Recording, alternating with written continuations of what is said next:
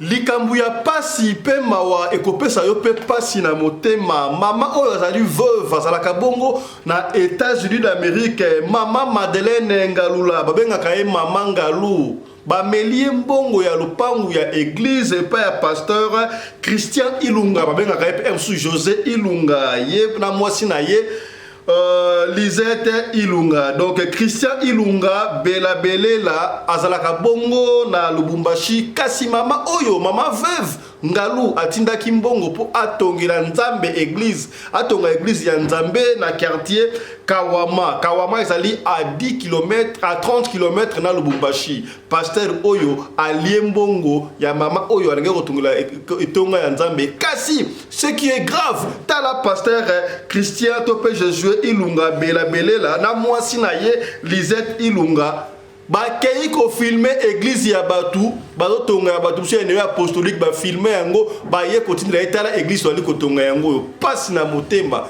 tango epete yoka ndenge mwasi oyo ya pasteur azali koloba ototinda ki otinda biso mbongo soni pete mawa mama Lisette honte à toi yango tokosongela ngo lelo na émission ya lelo tonga chechi po bandimi na yo babanda kokota kuna babanda pesa yo badimi na bambongo wana eza yanga ite ngana zote ngapona yebike esa kado nazo pesa Nzambe nanga pona tempelo na ye na tonga ta tempelo bantu ya masumu na batu ya mawa lokola ngai babanda okende kuna basambela Nzambe akopambola bango ngana zo lukande lipamboli azala besoin na chisi wana nazo yela bino biloko de conteneur ya pamba ngana yebi kutanga Biblia nyonso wana naza ta pastorite naza ta mwasi ya pastorite mobali nanga azalaka ta pastorite bandeko ya Kasai baleli balobi mokonzi ya mboka pe gouvernement botela bango bakam oyo tala ndenge bali ko traverser pont ezalité bali ko traverser na pont oyo ya rail soki train ezali ko ya ekozala malamu mingi te pona bango et surtout ba brouillard boye tala ndenge bali ko traverser soki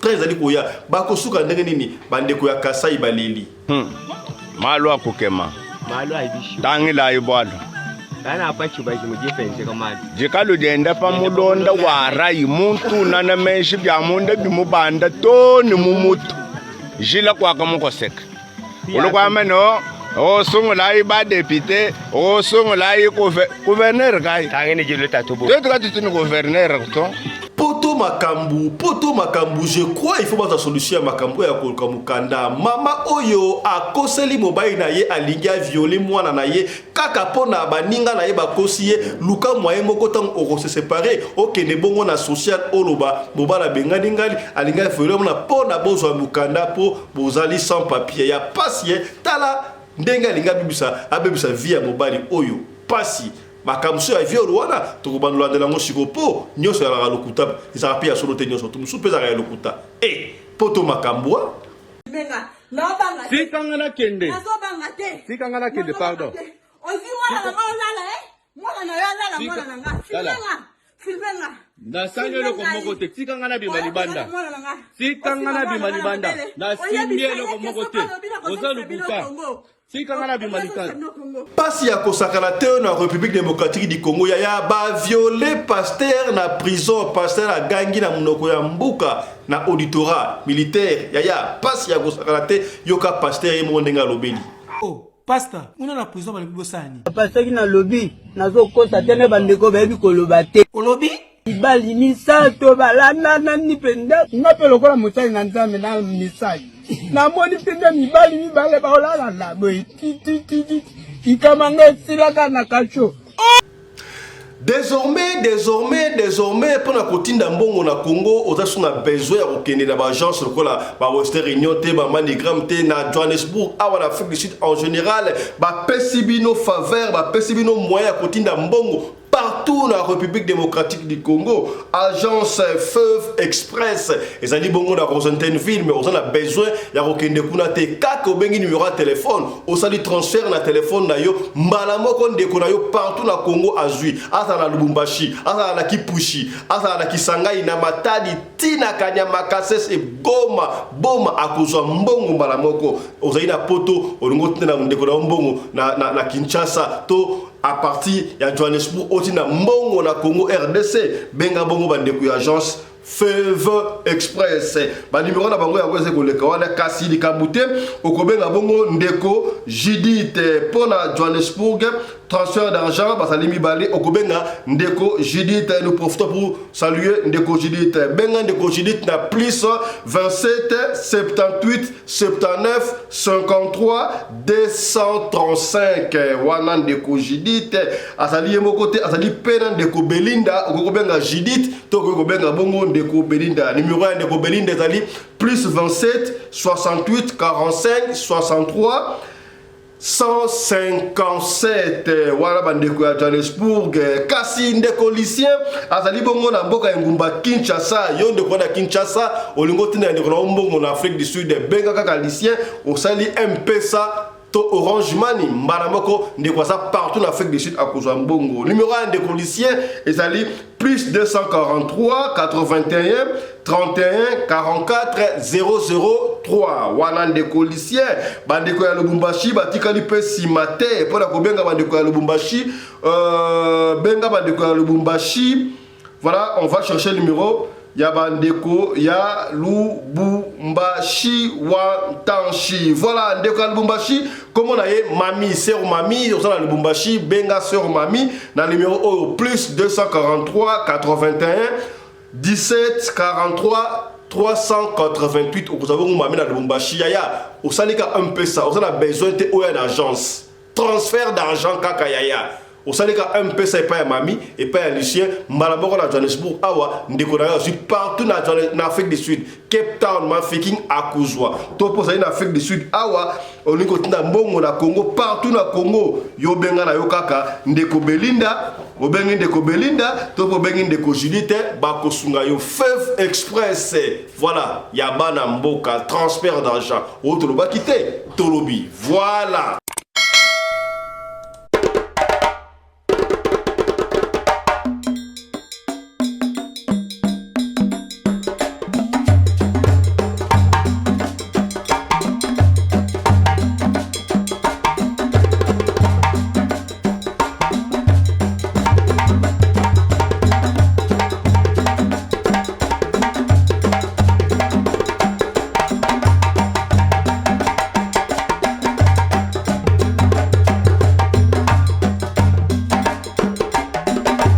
mobali mbinga na mwina ngolo aboya hydroquinone soki ezotambola basheri bazokweya mayanga na retrouve douce tendresse affection epa na yo nasalelo nini mpo ndimake na kupendaka sana shitakwacha pelende wenjoro ozola na biso na kipushi ozali na kawama epai wapi pasteur Ilunga na mwasi na ye Lisette bameli mama na biso ngalu na poto ozala bongo na Kanyama Kasese ozala na Lausanne ozala na Suisse ozala na Los Angeles topé na Amérique en général tala émission na bino yango yo radio lokole masolo epai wapi tokuta na kapona kobeta ka masolo ya makambo zali koleka bongo na communauté na biso africaine en général mingi ya biso batu ya mangala ngai babenga ngai fiston Pelende tata ya Sedek tokute kobeta lisolo ya général avant-hier awa batu batali yango ebele comment que général a transmettre ki nyoka na munoko epai ya fia batu fio to benga ye komo na nsima na vrai komo na ye bande ko babengi biso ya kosakana te babengi balobi komo ya général ya ngona ni ya à notre grande surprise ye général wana abengi biso pona ba menace totaka ye komo ya mutu moko te to beteka lisolo pona ko peigner ba jeune fille bino bolingaka mbongo oh non ye asa mushina na ngati apesa nga bambongo ebele to benga pona ko peigner bino on n'a pas cité les noms de qui que ce soit to lobi général ba généraux baza ebele na bamboka to betika lisolo est-ce que bokomi le botika ko intimider biso pour le moko to banga to tayi kombo ya mutu moko te bazaki précision auto yaki nango to pesa bino.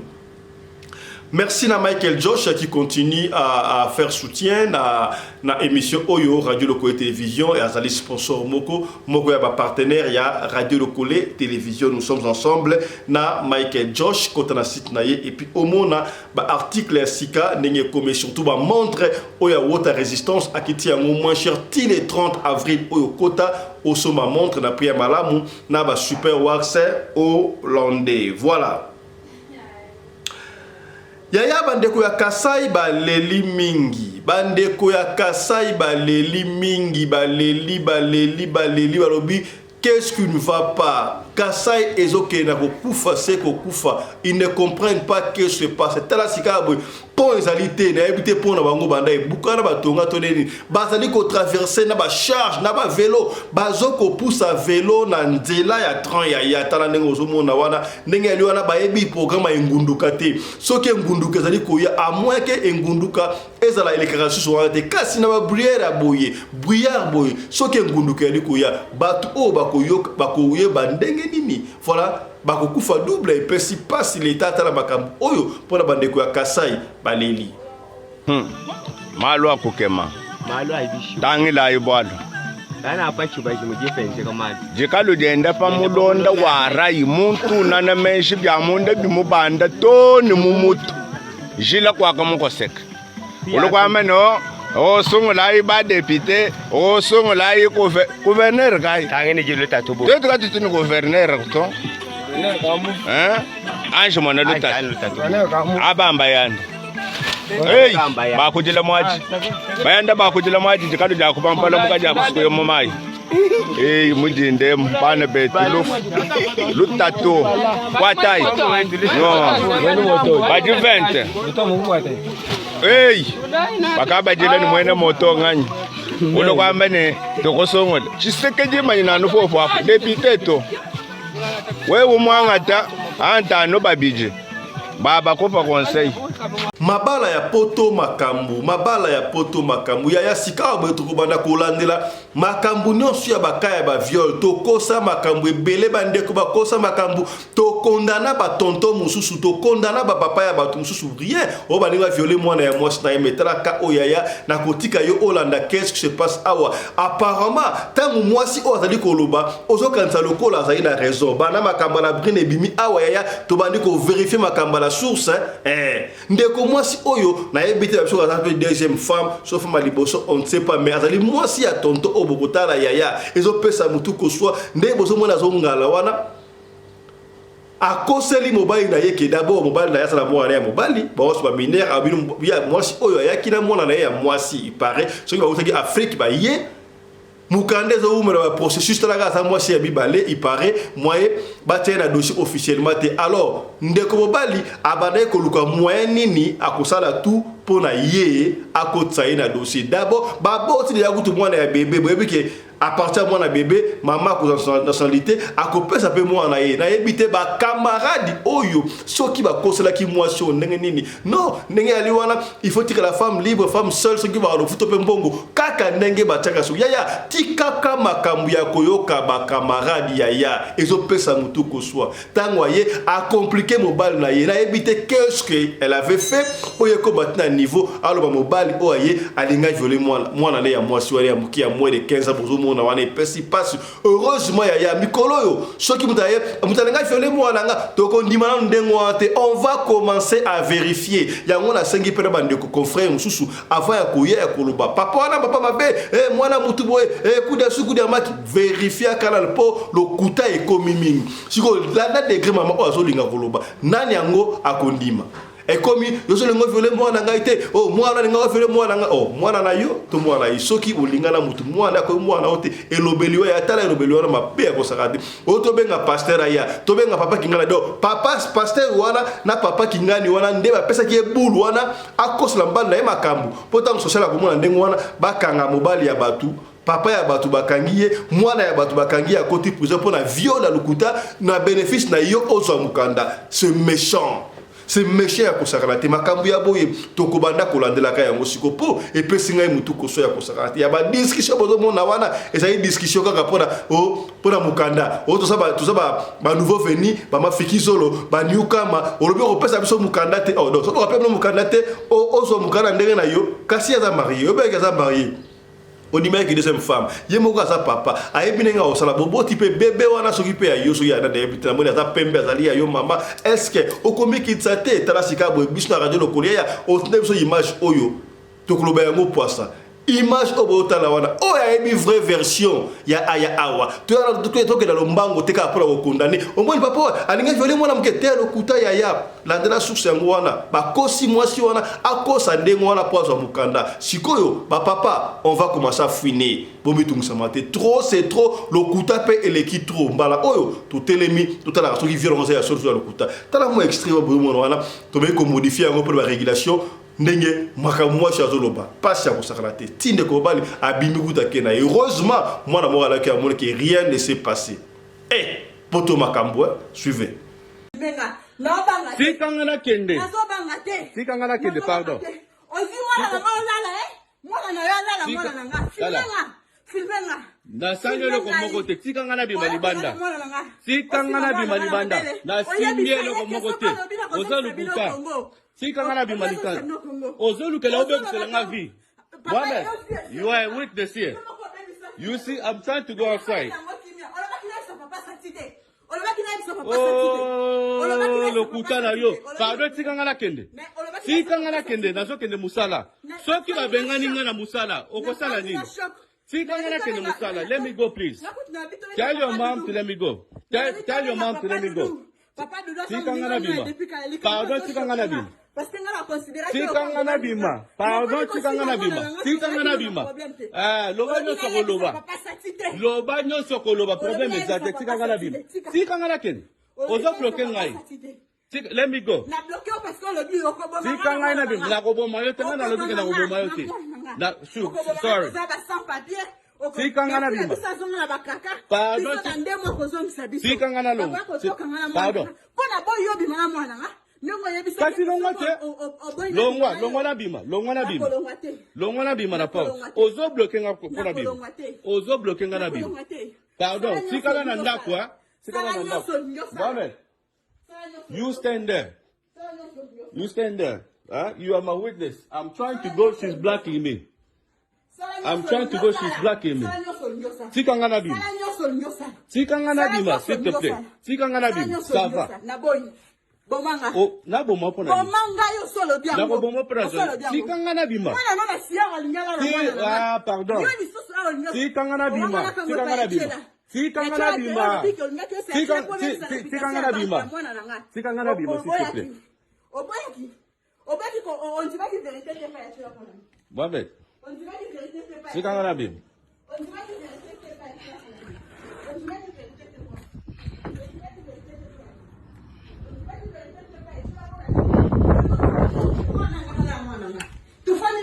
Si kangana bima. Si kangana bima.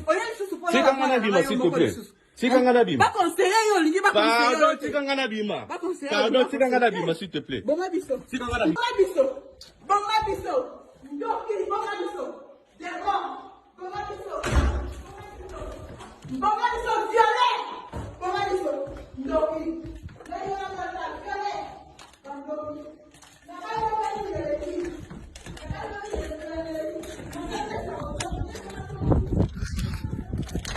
Tokende bongo na République démocratique du Congo, précisément na intérieur et pas wapi pasteur aleli na munoko ya mbuka pasteur bakangaki bango na auditorat militaire je crois ce qui wap na ebita prison mais na kati ya prison wana to ali pe ko interpeller ba kondi na kati ya prison bazali kotinda mibai na mibali balala na esali mabe ya kosakana te ba violer pasteur oyo pasteur aleli na munoko ya mboka atango ba autorité bakenda komona kuna a expliquer qu'est-ce qui se passe na prison ya ko lingaka te bakanga ndeko na prison à l'amiable so de kapasali bossi di sakala yango à l'amiable prison et ça la kala makambu ebele ta la pasteur ba violer aleli suivez. Oh Pastor, on a la prison dans le Bosani. Pasteur qui na lobby, nazo kosa tene bandeko bebi koloba te. Au lobby?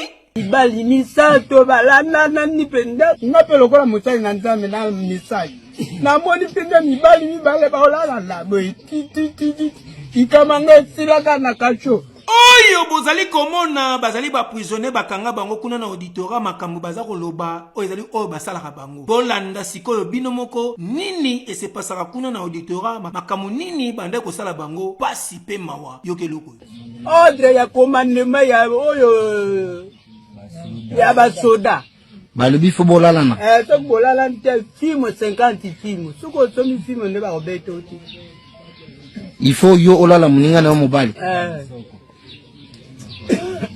olala ye pourquoi soki olali bongo ti obimisi mbai te bakobeto film 50 film eza ya solo eza ya solo bakonzi boyoki bomoni bondimi en tout cas boye eza humanisme te tolobi ya tokobetela osika boye lisolo oyo ngai moko epesi ngai mutu koswa na koseka ba escroc na mokili oyo papa Fisto mikolo oyo ozotake bato na nzambe tro te bato ya nzambe ya solo bazalaka ba vrai pasteur ba vrai apostle ba vrai apôtre ba vrai prophète bazalaka mais sur 100% bazalaka à 2%.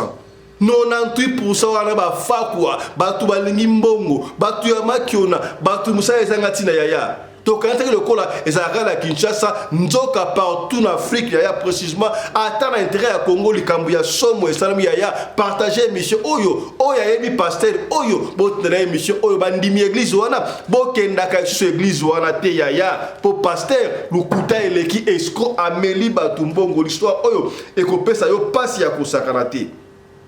Kombo ya pasteur oyo ameli mama oyo mbongo pasteur akomona ye pasteur Christian Ilunga Belabelela azalaka bongo na Lubumbashi yena mwasi na ye mama Lisette Ilunga ba escroc ya kosakana te je ne mange pas les mots boyebi awa na radio loko esito koloba likamuzaka ndengo wana bandeko ya Lubumbashi wantanshi botala biso ozana ndeko na yo azala Lubumbashi assemblée à l'église à pasteur oyo kombo ya église yango dali ministère d'intercession prophétique Rehoboth et ça la bongo na Bel Air voilà ba na Bel Air non na iti za wapi mais kombo ya pasteur voilà d'ailleurs on affiche yango to tsela mon affiche ya qui c'est affiche là très bien bon mon affiche là bien oui ça va bambe na affiche là bon mon affiche auto tie wana ya église yango wana kombo ya pasteur oyo pasteur Christian Ilunga Belabelela na mwasi na ye kombo na ye mama Lisette Ilunga bazali bongo église ba pasteur to visionnaire église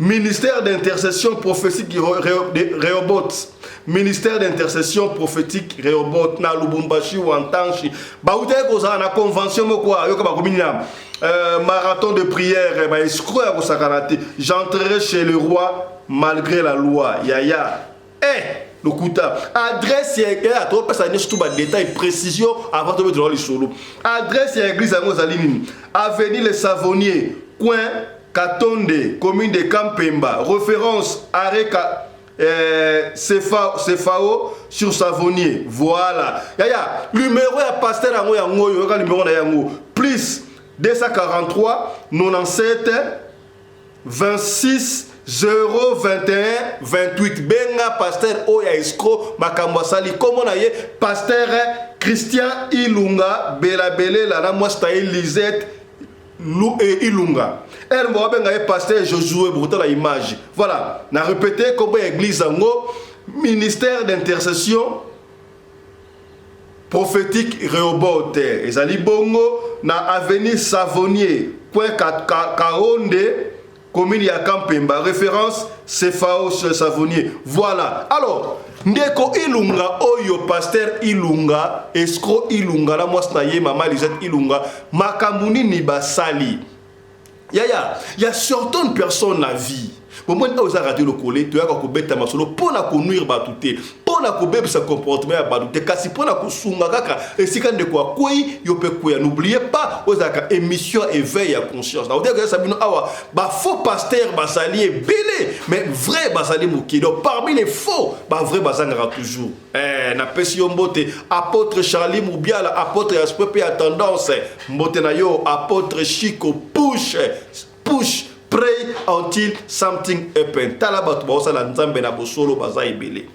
ndeko mobali oyo ndeko Ilunga to benga yeso ki prophète to benga ya apôtre to benga ya pasteur yemuka yeso azali nani asalaka bongo na Lubumbashi na bande koloba awa ezala batu mususu bala pandai azui mwa katuku bianza azui mwa mosolo et surtout mama oyo kombo ya mama oyo mama Madeleine Ngalula babengaka ye mama Ngalu. Mama Madeleine Ngalula azalaka bongo na États-Unis d'Amérique. Mama oyo azali veuve mobali na ye akufa akendaka musa tala malgré âge mama azali mukolo abundaka muki azalaka na mwa eloko aluki mwa mbongo akangisi atali abi na pesa dim na église tembalakala ngai mobali asa kufa ngai pe âge bandi kokene na sala nini pona kosepelisa nzambe abanda ekoluka eloko moko asala po asepelisa nzambe avandi na ebite azoki yango na vision to nzambe atalisaki ndenge na habite nde aliawa ngai fona tongela nzambe église esika batu ya nzambe bakoya kosambela bazwaka mwa mopepe nzambe akokanisanga yaya mutu soki azwi décision asalela nzambe eloko boye apesa dimi oyebi te baproblème nini azali nango peut-être mama Ngalu oyo aza na baproblème na ye oyo azolelela nzambe alors promettre nzambe na kotongela oyo etonga mpo bato bayaka kosambela mpo nzambe akanisela ye na problème na ye mama oyo alingaka tonga etongo ya nzambe. Alors, qu'est-ce qui s'est passé? Atali sikoboy pour maman oya botama né et grandi à Lubumbashi, maman Ngalu, maman Madeleine Ngalu, lambote na oya siko za les États-Unis d'Amérique. Voilà. Maman Ngalu atali boy. Oh, premier ate boy atali. Bon, ngala botama Lubumbashi comme na kosa ndengenini. Abenga mwana ya lende kona ye une certaine Clémentine boy Clémentine bondi kuna boni ma activité ya nzambe o kutubia ko sakate o sambela ka wapi o ngala sambela so ipa pasteur Josué Ilunga so pas pasteur Christian Ilunga so ki pe Josué do ala de combo pona vidéo atindo ko tela awa o kombo na ali koloba ngai Josué Ilunga ko bi Josué Ilunga mais vrai combo na ye pasteur Christian Ilunga Bela Belela voilà comment na ye voilà moi na ye mama Lisette Ilunga. Ndeko Clémentine non en tout cas pasteur pasteur Ilunga zaka mutu moko très bien ateye pe la contact. Ateye la boni pasteur Ilunga donc li Clémentine mwana ya ndeko ya mama Ngalu ateye en contact na pasteur wana Ilunga. Bandi ko so boni pasteur Ilunga talaka mutu apoto abengio mutu États-Unis d'Amérique abengio 001 mama Ngalu abengi pasteur voilà boni pasteur bien bonne activité église en tout cas église est mon malamu en tout cas mais to sala bandi mikute église na kati ya Lubumbashi na commune en Kampemba autre activité na commune en Kampemba wana kasi na quartier Kawama na Kawama Kawama ça à 30 km na Lubumbashi bandi ko Lubumbashi wantanshi jambo enu posa malamu yaya partager émission oyo bandeko ya Kawama bandeko ya Kawama na Lubumbashi quartier Kawama et ça à 30 km na Lubumbashi. En tout cas mama Ngalu wala pasteur Ilunga mtaolo babanga ndenge ya tout ça bandimi belé surtout na Kawama bandimi wana bazo zana ba difficulté talaka na Lubumbashi na province kuna bayaka ti na centre ville na Kampemba koto wana bayako sambela ça pena musika kutu bandimi o basana Kawama baza ebelé par rapport bandimi o basana Kampemba. Ah c'est vrai ne bazo ya ça tombe très bien donc ngai na lina sala sacrifice na tongela nzambe etonga tongela nzambe etonga c'est une bonne chose to tonga yango kasi na Lubumbashi te pasaka bite mama na Lubumbashi te to tonga yango na Kawama tali quartier moko bima Lubumbashi mwana beza 30 km de Lubumbashi bande kwa Kawama liwa te babenga oni Kawama to Kawama Kawama to Kawama de Lubumbashi beaucoup orthographe yango na Kawama mais ba prononcer yango on ne sait pas. Alors pasteur Ilunga oyo Bela Belela a convaincre maman Ngalu la maman Ngalu maman Madeleine États-Unis. Alors ça va premier été Lucas va pas non ma beleza cherté premier été que de tout le chef coutumier Tindambung maman oyo maman Ngalu maman Boboto maman veuve abonike na saela nzambe la to nzambe isika oyo bana nzambe ba bana ko kumisa ye Ponzamba pesa ka peut-être lipamboli peut-être mon la tika mekolo miki okufa atika li peut-être makam betra mokili oyo to asala yili ka moko boye récompense dango azwaki ma monta moko boye récompense atongola nzambe tonga yemo ka yebi makanisa za kindenge nini. Alors qu'est-ce qu'il a fait? Pasteur oyo akei ko luka pasteur Christian Ilunga Bela Belela na mwasi na ye Lisette Ilunga. bakei na kawama kuna baluki lupango ya chose grave basombi mabele ya Chris balancer sur la photo wana voilà ba photo balancer une photo oyo to balancer ba photo bomona yoka siko aventure accueilli peu bien soka zaki na connexion na batu ya kawaba kuna on ne sait pas atini ba photo ya terrain azubino ndé ya tout ton église d'abord il y a moyenne et puis tant ba ko ton mais église quand même moi ça va atineli ba photo ya fondation de bomuno wana ba fondation ya église moko songolo soka yeba kinengeni ki ba to église mona kawama kuna yi soki ba on ne sait pas pasteur Oyo, pasteur Christian Ilunga, Belabele, la moi c'est Elisette Ilunga, elle va bien avec pasteur Jésus, son natif Jésus Ilunga, na Ibsodani. Atini ba photo ya fondation. Mama moni, baba de la fondation, à sa pomme, mais attention, baba, na ina la photo esika ba ko bik yaya. A kena esika na Lumbashi ba sala ba bik mingi na Katanga, o Katanga, ba tumba, si ba tumba ka ba bik.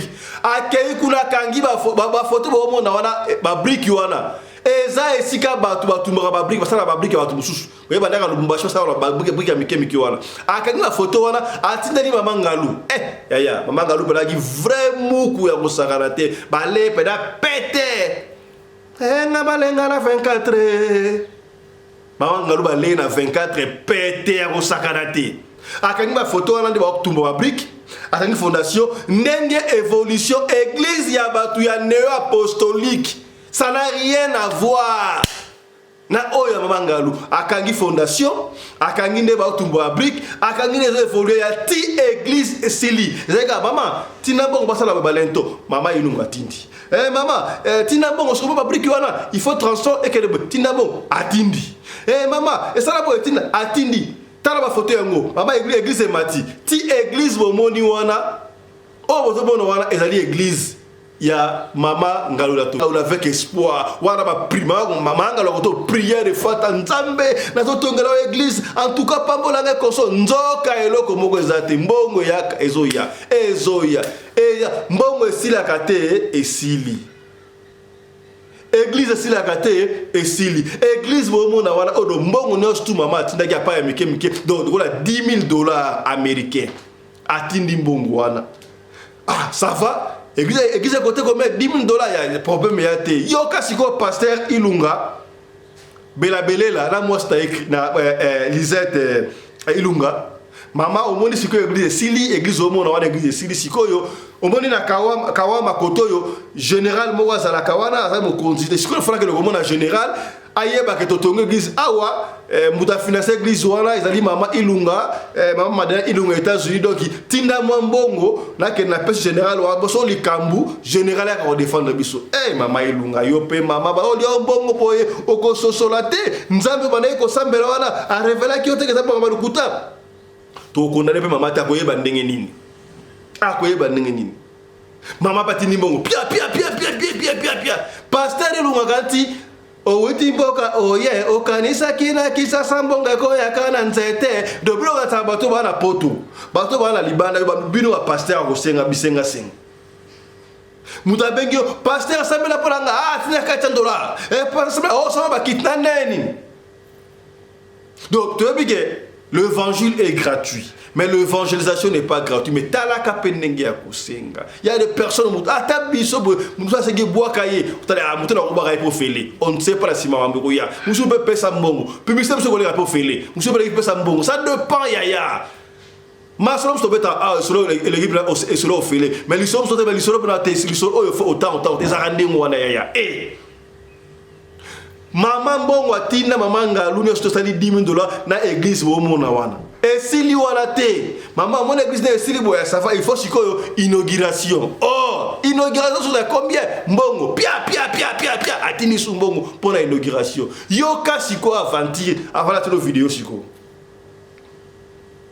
Pasteur Oyo, pasteur Christian Ilunga Belabele la moi staye Lisette baluki batu batandi bango na église ya neo wana yeboka bali kolobesa na loba na comprendre comment on a été zali Christian to zali Jésus yeboka so loba na on ngabota la vidéo très bien tanga lobo ndika so banga auta donc na église ya batu esili o ataki ba photo Batu église à Neo ya Kawaba, église to laksa oyo benga pasteur église to ba kosi eza ya mama Ngalou, eza ya mama Ngalou te. Ba kosi l'église de Makamu, fondation Makamu. Et bon ça pas attention hein.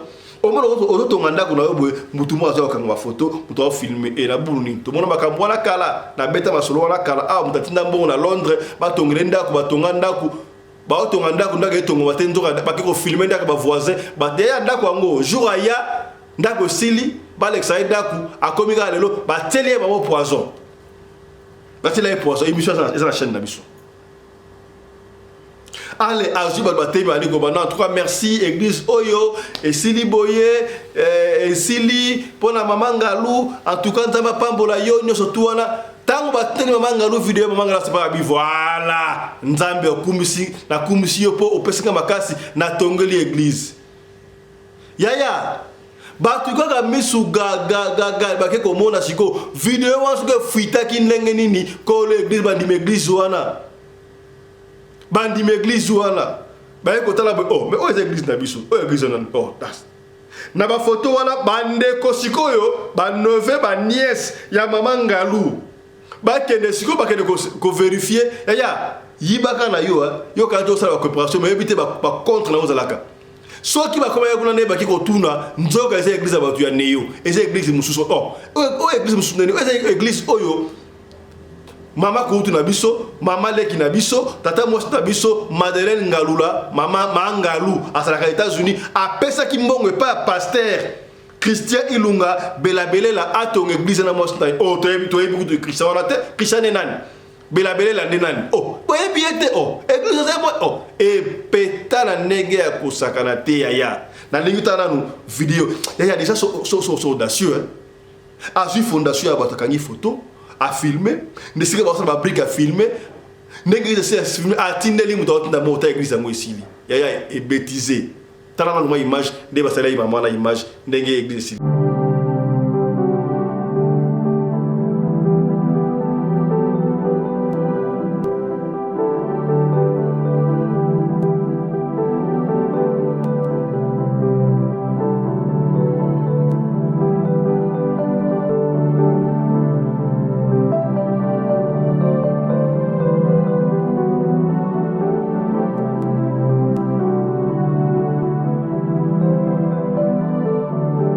Naenda sasa siwe mainauguration mtaika nishukani. En tout cas tunasema merci sana kwa mama Ngalou.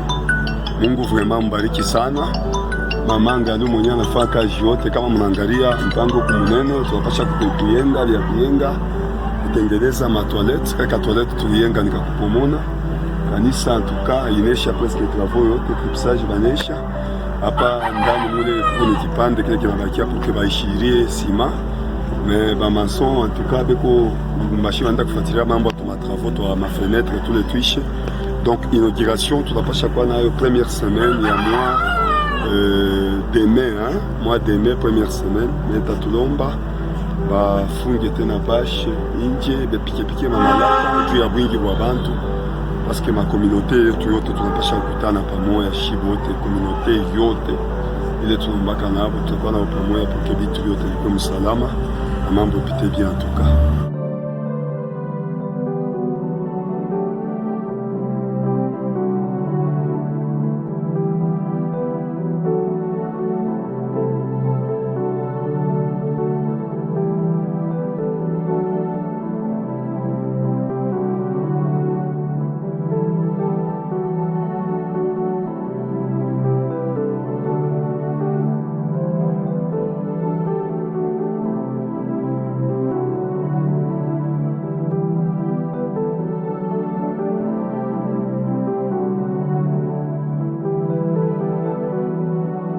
Voilà. T'as le niveau ya escroquerie, on va vous dénoncer. Pas pasteur yabo. Ya moi là ba dire ko douter sur la chaîne pasteur, mais attends ba pasteur moi bon, parmi les faux il y a des vrais mais 98% ça mais ma bekaka pasteur la playa kambia.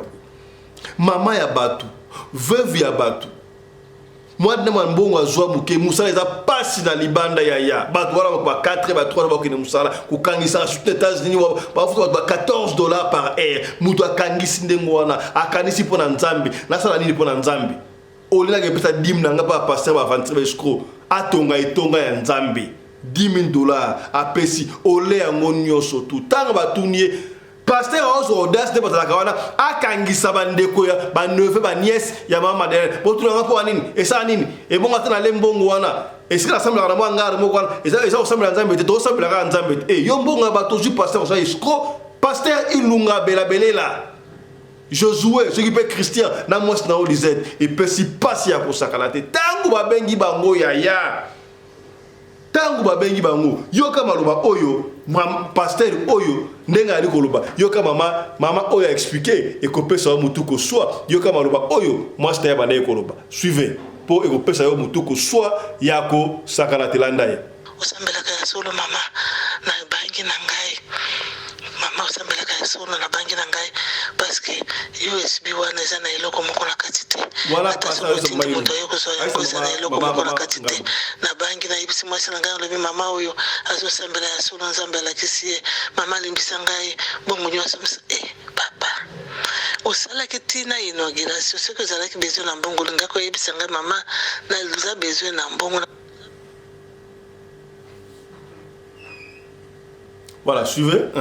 Bongo lingako yebisa ngai mama naza besoin na mbongo na otinda ata $1,000 papa $10,500 olie ozembisa ngai nalimbisa yo oyebi age na ngai oyebi mosala tosalaka na baamérika oyo tososala par heure $14 $16 nde ebele okeya kotelema kuna ba 12 heures du temps 10 heures du temps bamususu bazokwea batika na bango bahandicapé bamususu baza paralysé bamususu akwea elobi azongi na mosala na batension oyo na badiabete papa na ngai osalinga boye mpona nini papa nti kofinga ngai fra ya mwasi na ye yo oza na mbongo oyo biso toyebisaki yo otonga eglise sende yo moko olobaki okosomba place nani ayebisaki osomba place sikoyo bino bo mpona nini boboyaki to olobi te mama kosomba te toza na makasi ya kotonga te parce que tozolinga tosala vi na biso ozwi mondimi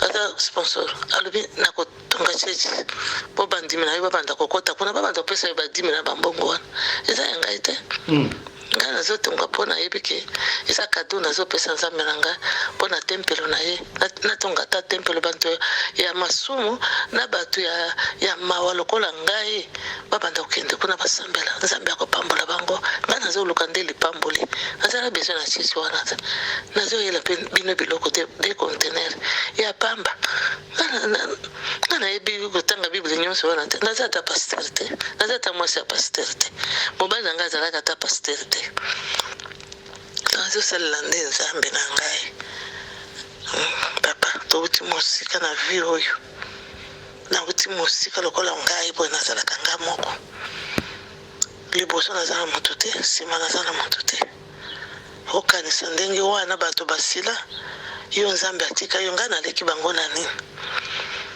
na masumu oyo tosalaka nde wana nalingaki kaka naselela nzambe na ngai. Voilà, on a dit sikoyo ndenge mama oyo a expliqué. Mama atalaki atongela nzambe na ye église esika pibana ya nzambe bakobanda kosambela. Mais pasteur oyo ilunga Josué Christian Suginani belabelela tala makambo asali mama oyo epesi mutu koswa yaya obo mesana boyebi yango na radio lokole awa biso tolingaka ko vérifier numéro oyo tosala yango awa eza numéro oyo bomona na otoye na fiche wana tobenga nanu ye pasteur oyo soki akoloba nini a expliquer biso nanu po makambo oyo ngai epesi ngai mutu koswa toluka ye tobenga ye to comprendre qu'est-ce qui ne va pas. Pour nini pasteur Christian Ilunga belabelela na mwasi na Elisette Ilunga bameli mama oyo mbongo mama oyo azwi na passe bokinga expliquer na États-Unis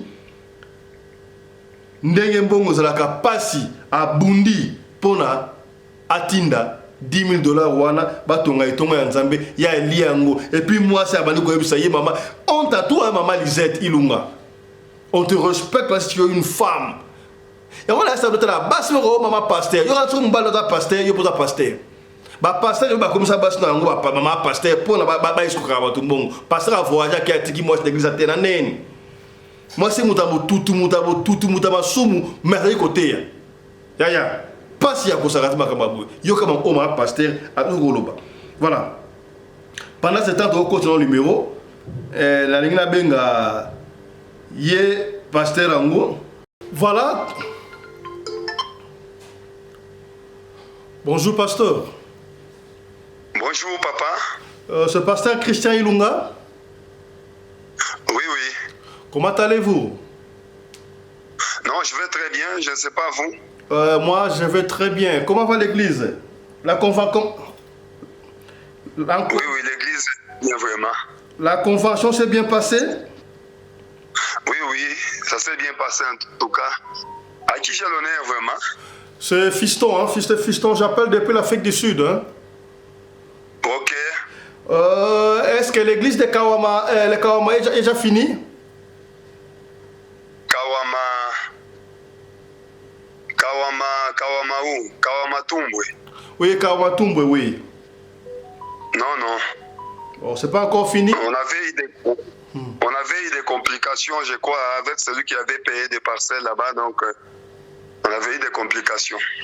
Oh, puisque quelqu'un veut aider pour finir les travaux, qu'est-ce qui s'est passé là? Qui avait payé la parcelle? C'était qui encore? Bon. Vous m'appelez à partir de l'Afrique du Sud, vous venez de qui? De la part de qui vraiment? Oh, il y a ceci.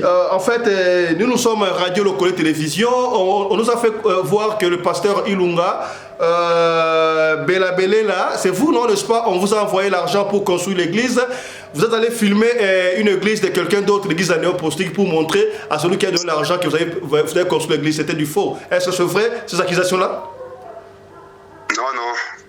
Ce n'était pas comme ça. Donc, je crois, la maman là, celui qui vous a appelé, maman Ngaloula, je crois. Maman Madeleine Ngaloula. Maman Ngaloula, nous connaissons le nom de Maman Ngaloula. Donc, Maman Ngaloula avait des préoccupations. Elle m'avait dit, elle a de blanc qui va nous construire l'église. Donc, il fallait vraiment quand même nous donner des images des églises que Maman Ngaloula nous soutient. Parce que quand on aura ces images-là, on les renvoie les images. Il va aller aussi monter à l'église anglicane pour que les Blancs viennent nous soutenir. C'est ce qui s'était passé. Et la vidéo qu'on a vue là, vous devant l'église, vous parlez, voilà, merci à Maman Ngaloula, l'église est finie, l'inauguration, vous avez demandé l'argent pour le général, pour qu'on s'église. Oui, Maman Ngaloula nous avait demandé, Maman Ngaloula nous avait demandé, de chercher pour lui en tout cas des images, de monter des images pour qu'il monte en tout cas à l'église, je crois, l'église au niveau des États-Unis, pour que ces gens de cette église-là viennent nous soutenir. C'est ça que Maman Ngaloula avait dit vraiment. Donc c'est pourquoi on avait monté ces images-là. Ok, la vidéo de la fondation qu'on construit l'église, la vidéo de la fondation, là ils sont en train de fabriquer des briques, c'était pourquoi?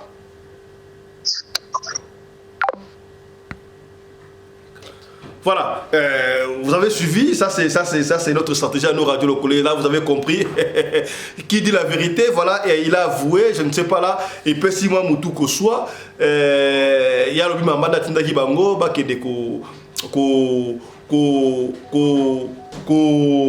quand photo, est-ce que c'est vrai ou c'est faux, comprenez? Ça c'est notre stratégie, là vous allez comprendre. On va encore appeler le prophète, en fait, Ilunga pour la dernière fois s'il va accepter. Je ne crois même pas qu'il va décrocher cette fois-ci. Il va plus décrocher parce qu'il a compris qu'il est à la radio. Et voilà. Oui, pasteur. Est-ce que Maman Ilunga, vous avez envoyé l'argent, vrai ou faux? Pardon? Maman Ilunga, vous avez envoyé l'argent, vrai ou faux? Faux. Oh, elle ne vous a pas envoyé l'argent, rien du tout. Parce qu'elle dit qu'elle vous a envoyé $10 000. Bon, vous dites quoi? Elle a dit à notre radio qu'elle vous avait envoyé $10 000 le total. Et elle n'est pas contente pour Maman Lisette Ilunga. C'est votre femme, n'est-ce pas? Oui. Elle avait dit à Maman Ngalula, ce n'est pas vous qui avez demandé à Maman Ngalula de vous envoyer cet argent-là. Même si vous bouffez ça, c'est quoi? Il n'y a pas de problème. Bon, j'espère que les accusations que Maman Ngalula vous a données, nous n'avons pas de problème avec Maman Ngalula. Maman Ngalula avait envoyé sa famille pour ravir les choses qu'elle avait faites. Vous connaissez que l'église, c'est un aspect. C'est l'association sans but lucratif. Oui. C'est-à-dire, dès que vous faites un don à l'église, vous n'avez pas le droit de venir réclamer ce don-là. Et quand on parle avec vous, les dossiers étaient allés même au parquet, au niveau du parquet de Lubumbashi. C'est le parquet qui avait tranché ces problèmes-là. Donc, nous n'avons pas la dette de Maman Ngalula, nous n'avons pas même de contact de Maman Ngalula. Ça fait déjà 1 année et demie, on s'est séparés avec cette famille-là. Même les membres de sa Maman Ngalula, elle a les gens de sa famille ici à Lubumbashi. Mais quand Maman Ngalula a envoyé quelque chose pour soutenir l'église, les membres de sa famille étaient aussi à l'église. Mais vous venez de dire là que Maman Ngalula ne vous a rien envoyé. Donc, vous venez de dire que Maman Ngalula ne vous a rien envoyé, mais là vous venez d'avouer qu'elle a envoyé l'argent, c'était pour soutenir l'église. L'argent, c'était l'offrande. C'était l'offrande. Elle donne l'offrande à l'église. Vous êtes aussi un enfant de Dieu. On peut prier pour vous. Vous avez quelque chose pour donner à l'église. On ne doit pas refuser. Oh, ça c'est très bien. Et les accusations de Maman Lisette et Ilunga, Maman Lisette a tenu que Maman n'a pas aimé. C'est moi le pasteur de l'église. Tu parles avec moi, c'est moi le pasteur. Les accusations de Maman Lisette. Maman Lisette a fait quoi dans ces dossiers-là? Maman Lisette avait dit, il paraîtrait qu'elle avait dit à Maman Ngalula, même si vous envoyez l'argent, même si vous bouffez, toi tu as l'argent, toi, tu ne nous as pas envoyé. Elle a démenti de tout là. Ah bon, je ne sais pas ça. Ok, je ne sais pas en tout cas. On ne va pas vous prendre beaucoup de temps, merci.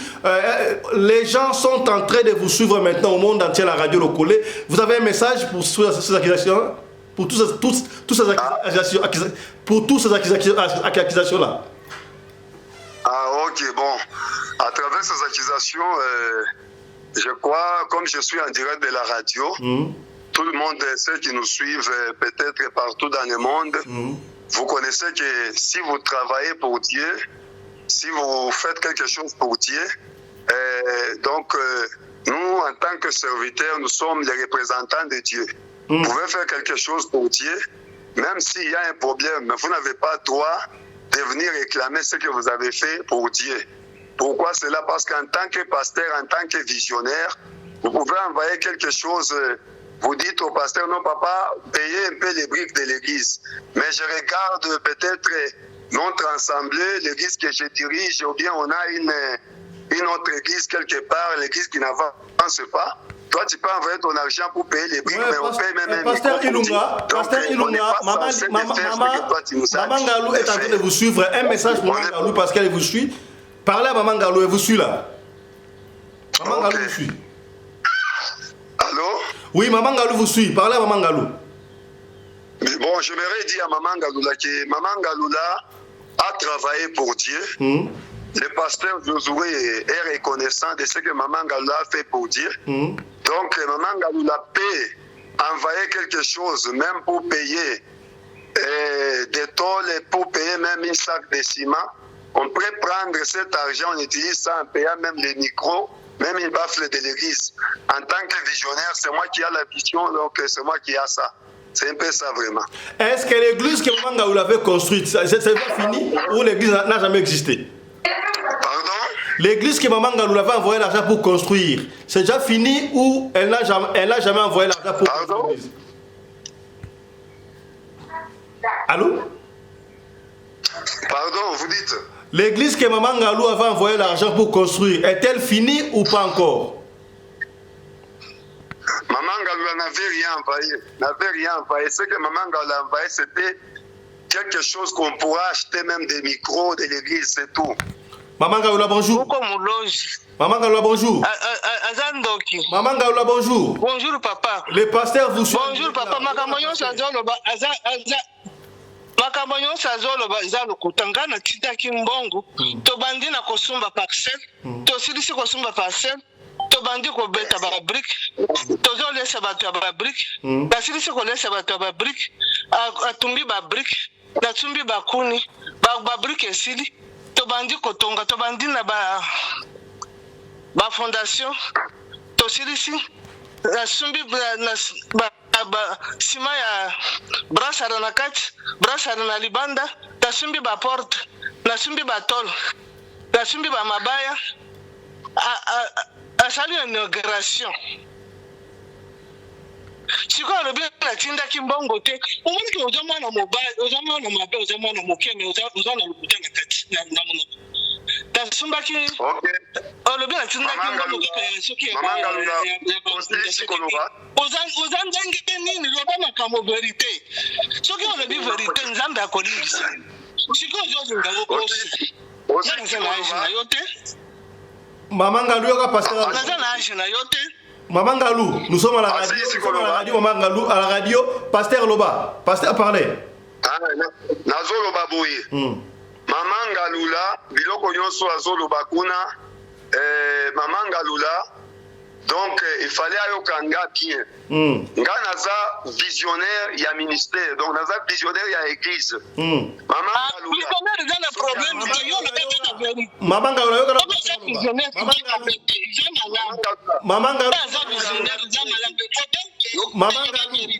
Maman Galou sommes à la radio. Yoka pasteur Loba.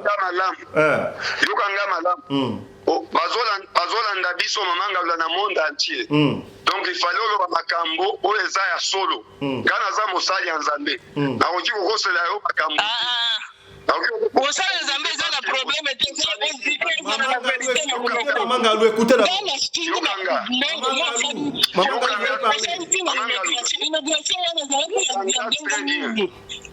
Yokanga très bien. Nazolo baboyi. Otindaki mbongo na yo wana $700. Ezalaki pona kozwa lopango. Menga na bimisi mbongo na nga oyo kibie na bimisi mbongo na nga 1900 esali 2600. Nazwi bango mibale na village Tumbwe. Sikoyo bambongo ya kotonga église. Yo donc tu connais très bien les problèmes là. Pourquoi on ça qui dit soni? On ça qui dit que ozui ba mindele, oyo bakoya donc kosali sabiso, ko construit église na biso, ko sombe la biso lopango na centre.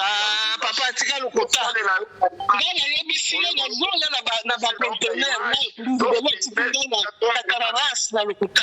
Tabongo te. Est-ce que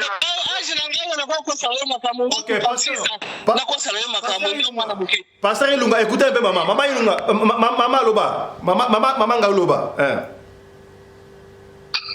Maman Galoba. Non, le bingana za la 66 ans. Otina mo. Maman Galo tina mo combien? Na koko sala makambo te. Makambo wana osali za mabe. Di mata ka osali mabe. Maman Galou, otinda bongo combien pour ton église? $10,500, papa, wana. Alobi moko alobi.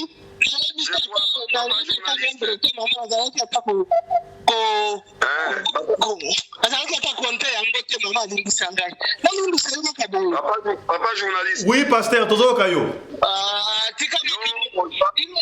Oyo oza journaliste. Moto akoki kosomba lupango ya $700 mais a construit eloko ya 10,500. 10,500 atindaki yango ndenge nini? Azana babordeo na yo zola kisaiki atindeli nga $10,500. Abandi kotinda ba 100 ba 200 wana. Oh, est-ce que ekoti kokoma 10,500 wana osombi lupango ya 700 na village Tumbwe. Lopango ya $700 mais otonga eloko ya 10,000. Maman Galou il faut en tout cas osa la servante de Dieu hein. Loba vérité zangalo ayo mawa. Continuez à nous diriger comme ça mais Dieu va vous payer Maman Galoula. Dieu va vous payer hein. Zanda kofuta yo. nazo ebisa ya solo nazo banga ote mamanga la nzamba ko futa yo bilo bosa na ba serviteur ya nzambe ya nzamba ko futa yo mbongo ozo kontete ozo ebisa ngaka Maman Galou, est-ce que vous avez une preuve de paiement à $10 000 au pasteur Ilunga? Papa,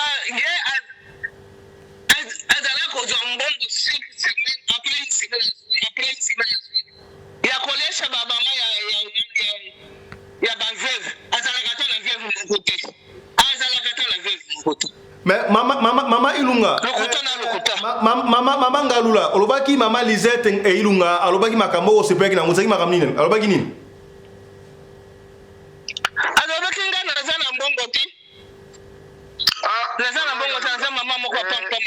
Papa journaliste. Oui, pasteur. Papa,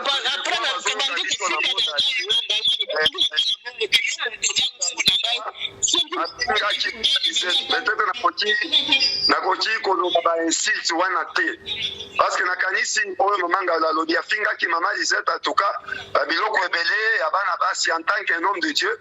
Je ne peux pas prononcer ça parce que mamanga lula c'est une maman pour moi. C'est une maman pour moi en tout cas. Ça c'est une maman pour moi malgré tout ça. C'est une maman pour moi. Mais bah instinct la ewana. Nde moi sinanga isa kieke mama. Ozofinga nga bongo nga na sa lokola mwana na oya mwasi. Okoki kofinga nga maloba bongo te. Retirer parole na yo. Maman nga la sieke donc l'argent que vous avez pris là, vous avez mangé, ça c'est là bon. C'était comme ça. Atayo papa journaliste. Soki opesi lopango pa ya nzambe. Okoki koboto lelo kwana te parce que lelo kwana eza offrande.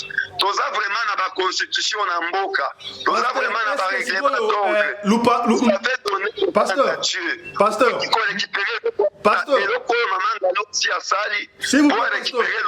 S'il vous plaît, pasteur. Merci. Pasteur, mbongo oyo mama Ngalu akitaki paso mabele. Mabele bosombaki wana ezaki na kombo ya mama Ngalu to na kombo na yo to na kombo ya église.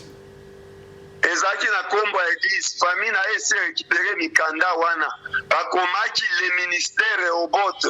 De famille na e récupérer mikanda ezaki na kombo na ngate. Kombo ya église, ba avocat église bazalaki. Ba avocat pe ya famille na bango bazalaki. Ba récupérer ba document nyonso ya kombo ya église papa. Atuna famille na e. Voilà, merci beaucoup pasteur tozota mingite totikeli oloba maloba mi bale misatu bande ko bola ndona monde entier olobini pour makambo yo sana innocent ebinu makambo wana te. En tout cas biso makambo wana vraiment ya olia bambongo mama Ngalu alobi ba $10 000 en tout cas Dieu nous va. C'est ce que je parle, Dieu est témoin. Donc makambo wana biso toyebi yango te quand même lopango na yo ya sombaki ezalaki ya $700 na complété 1900 basali mukanda na kombo ya église famille na ye récupéré mukanda wana donc nazana eloko koloba te monde entier soki bato bazali bao bakoki kosalisa biso toza na posa lopango ya église basalisa biso mpona kombo ya Nzambe maloba nyonso ezala bien vraiment. Merci beaucoup en tout cas. Merci beaucoup pasteur pour n'attendre yo hein. Merci. Voilà, Maman Ngalu, maloba suka sana ngoya nini pour la pasteur? Nazana ye besoin to na lo bani mo wa suka parce que mo ngi ci ngom. Ya ya fa lo kile kile. O izini. Papa journaliste. Oui pasteur, ongo batsalo. Je crois avant Bokata, Maman Ngalu azolanda ngai. Maman Ngalu yende apesi bino numéro na ngai, Maman Ngalu azana ngo. Maman Ngalu adenga nga na telefone. Nga moko na solola na Maman Ngalu la parce que ye aza mama na biso. Akoki kotika kosala Nzambe te ata babotoli lopango epai ya famille. Nga na koki koloba maloba mabete na Maman Ngalu la biso toza bana na ye. Ataba erreur si esalemi boye na boye yaza mama na biso a contacter ngai to solola na ye biso moko tokoyeba toki kosala en tout cas monde entier zolanda biso toza bana Nzambe toki koanga na te c'est tout. Voilà, merci beaucoup, pasteur. Pasteur, je vous préviens que numéro na yo, pasteur numéro na yo dans le monde entier, bah tu belé bah numéro na yo donc comme tu me maté, bah tu robin dans le monde entier, bah les Cameroun za inreni. Merci pasteur. Hein? Ok. En tout cas, ça va. Merci beaucoup à Dieu le collé. En tout cas, que Dieu vous bénisse pour le bon travail. Merci beaucoup, pasteur. Voilà. Merci. Maman Galou, on va finir. Je crois, tout comme la bisna souka, Maman Galou. Malobano ya souka zaini Maman Galou. Malobano ya souka fane ka tangiriki. Nazana un problème te. Donc il y a lobby mbongango ba bosoma ki lupangu ba famille na o déjà ba récupérer out mikanda lupangu donc a boyo. Oh papa, wana na yebisaki yo, sina yebisaki yo. Lupangu wana zo le te. Ya kalenze mumani de je asi initiative ko to na ngai to se. Aya ko roba ya mo ke mama na subi pink go to 700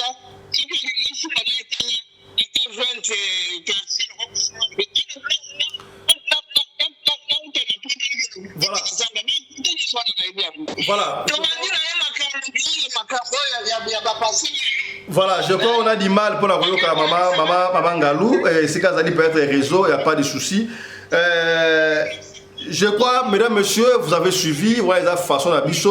Il y a Gosala Makambo Awa, na radio, loco télévision, tout ça, la émission Oyo, pour la conduire Moutoumorote, pour la couper sa réputation à Moutoute. Ceux qui moutoient dans les solos, PC accusation, tout ça, soin à Koben à Pekotoana. Pour yo qui histoire de Betty pour la maman Galou, et puis la souka na moto, une confrontation, binemo boyoka. Est-ce que pasteur a tort, dans la raison? Pasteur, ceux qui, bah, personne qui ont bongo, pour l'église à battre, au monique, na ndenge est bien, oui, c'est vrai, na 6 000 euros le but, ceux qui personne va dans l'église, bah, donc sera souté, mais na kosepela soki moye za libo luka moye bozongisa pona makambo eza souté mais soki bozongisa te bobengana soki moye bozongisa ite bobengana na Maman Galou pona bosisa makambo oyo à l'amiable. Maman Galou na sepele loko moko na médecin pasteur pour pasteur alobi yo ozali kaka mama na bango boyokana bosisa makambo oyo à l'amiable. Voilà, mesdames, messieurs, c'est pratiquement la fin de cette émission Radio Locolé, télévision.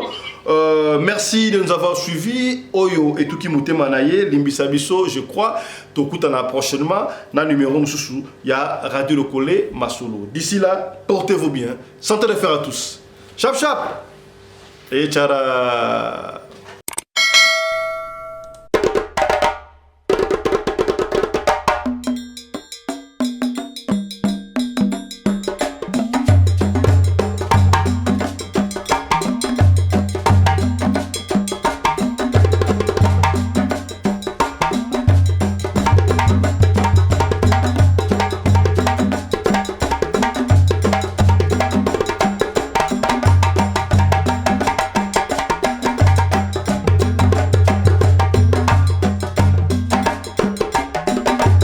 mobali mbinga na mwina ngolo aboya hydroquinone soki ezotambola basheri bazokwea mayanga na retrouve douce tendresse affection epa na yo nasalelo nini mpo ndimake na kupendaka sana shitakwacha pelende wenjo